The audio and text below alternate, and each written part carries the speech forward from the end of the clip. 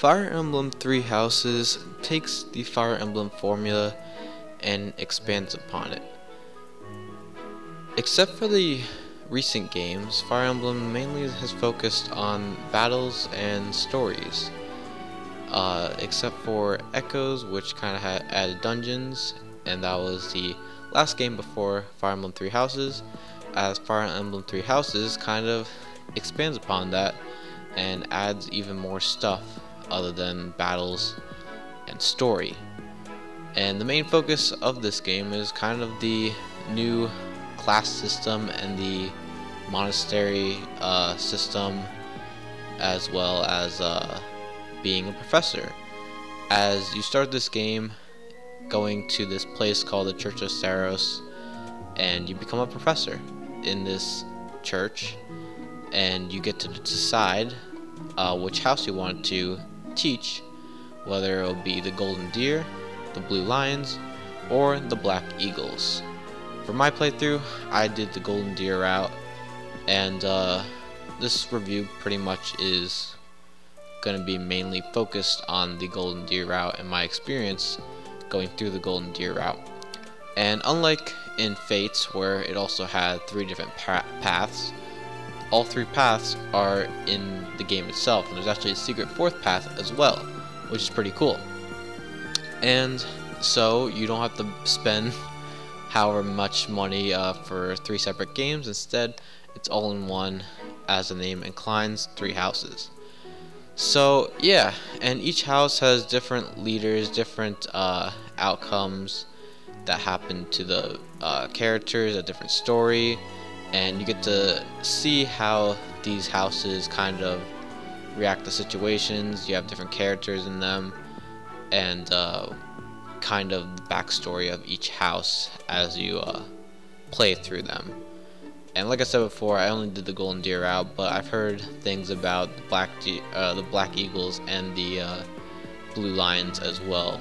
And I heard that Blue Lions actually has a really good story, and it might be my second playthrough of this game. And this game is pretty long. It took me 60 hours to complete my Golden Deer route, and it was pretty fun. I didn't really get kind of bored or repetitive until kind of the end, which most Fire Emblem games kind of do that to me a little bit. Like, I kind of get bored of it because it's pretty repetitive, as you're just managing units and you're just making them walk over and attack, because it's a tactical RPG where you're kind of just doing the same things over and over again. But like I said before, this game kind of changed that a little bit by having other things than battling, because I probably only spent a third of the game probably battling. The other third was exploring the monastery and doing classes and seminars and all that stuff. Then the other third was probably story, and then support conversations. And all that stuff is brought back, as well as some other things that they brought into this game, like quests and fishing.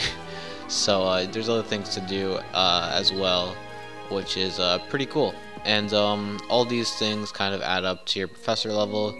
Professor level gives you the ability to do more stuff every day or every end of the week. As every end of the week, you either get to decide if you want to explore the monastery, do a seminar, battle, or rest. And resting basically increases your motivation of your students, and that allows you to allow them to teach more, because after the end of each week, the beginning of each week, you start an instruction, and with that you're able to increase your students' skill levels in the different weapons and other stuff like heavy armor and flying and like horseback riding and stuff like that. And yeah, all those stuff kind of add up to leveling up your unit and making them better, as well as helping you out as well, because you'll be able to have the characters that can wield these new weapons and be able to get these different abilities, as well as having a better chance of getting to a different class, as they need a certain grade for a certain weapon or skill in order to get to that class. And as well as you also have the different grades for your weapons and armor and skills and all that stuff. And they also take a point into the game as you're able to recruit different members before the time skip, because there is a time skip in this game that you skip like 5 years, and before then you're able to recruit anyone except I think the Black Deer or Black Eagles. You can't recruit Hilda, I think, and you also can't recruit, of course, their leaders and retainers of the other house. But other than that, you can recruit anyone as long as you have the skill that they're looking for at a certain grade. There also are some other exceptions as well, like apparently Sylvain, if you choose the female main character, he'll automatically join your house, because he just is a flirt pretty much, which is pretty funny, and I like that. But yes, those are some of one of the exceptions that doesn't really require any skills or graded skills and stuff like that. And the graded skills also, as you increase them, of course you'll be able to equip better weapons, but you'll also be able to use this other thing called, I think they're called Divine Arts, which allow you to do more powerful attacks. But the only bad part about it is that it lowers your weapon durability, so it might cost 5 weapon durability or 3 weapon durability. But I really didn't use them too much. I used them in the beginning of the game, but then later on, most of the Divine Arts kind of were not really that helpful, because they would only attack once, while most of my units kind of had a lot of speed, and with that they were able to attack twice, so their normal attack were actually better than the Divine Arts, as the Divine Arts only attacked once and they did a lot of damage, but attacking twice with mediocre damage was actually a better off option.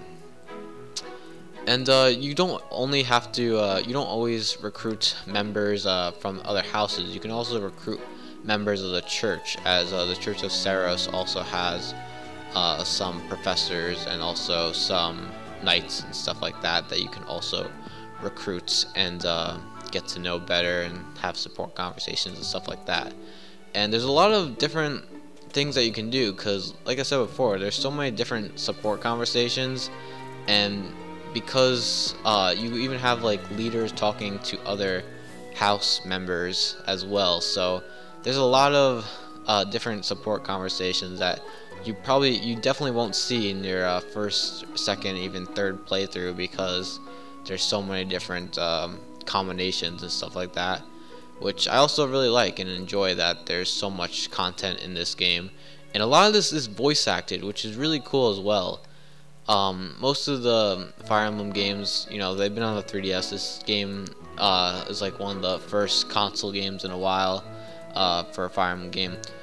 And yeah, a lot of it's voice acted, and most of these voice actors are really well done. They've done a lot of other stuff, like one of the main characters, helper Sothis, is actually the voice of Morgana, which is pretty cool. And I kind of really like the voice acting, and pretty much every line is voice acted, which is really just so well done, honestly.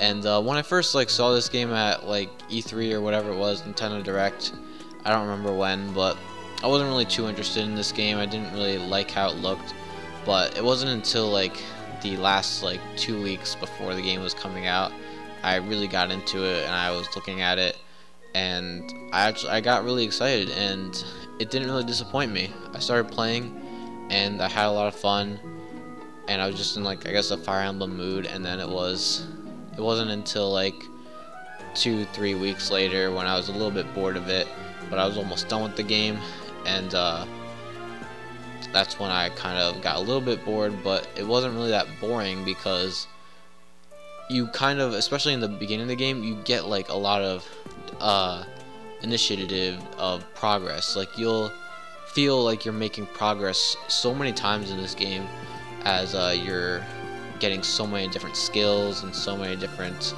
level ups, and battling and exploring the monastery, increasing your professor level.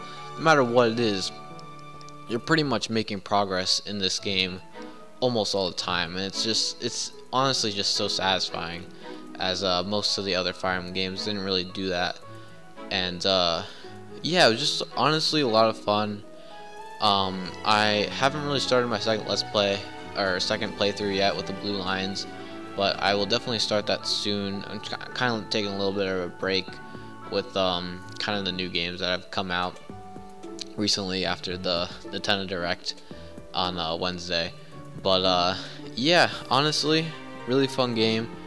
Definitely recommend it if you like RPGs or tactical RPGs or a Fire Emblem fan in general. Even if you aren't, I seriously recommend it though. Beautiful voice acting, apparently a really good story if you're going Blue Lions route. Great cast of characters, great cast of voice actors as well, and just a really fun game. And it's not just an RPG. It's like similar to Persona, where Persona it's like half daily life and half RPG, but in this game it's kind of the same thing. You're half a professor and half a mercenary, so pretty cool stuff. And definitely, like I said, I enjoy it.